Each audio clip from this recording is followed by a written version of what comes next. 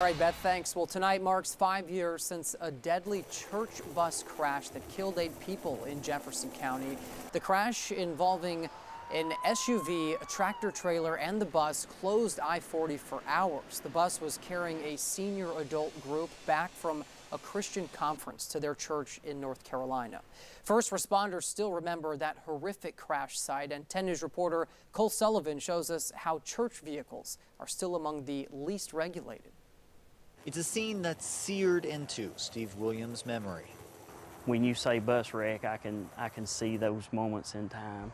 The Dandridge firefighter was one of the first responders to the deadly bus crash in 2013. It was 3 vehicles and the wreckage, just pulling up on seeing the wreckage and seeing what you saw was just unbelievable. It's like nothing I'd ever seen in 20 years.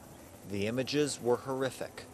Wreckage everywhere, a lot of black smoke coming off of the fiberglass, and patients laying everywhere. An investigation found the front left tire on the bus failed, causing it to cross the median and hit oncoming traffic.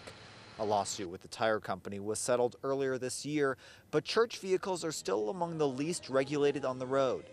The Tennessee Highway Patrol inspects school buses and rented coaches, but told us they don't regulate church vehicles. Neither does the federal government, unless the vehicle crosses state lines. In this case, the THP says there's no way the driver could have saved the bus after the tire failed. It's above and beyond anything I'd ever seen before that. As first responders still deal with what they saw that day.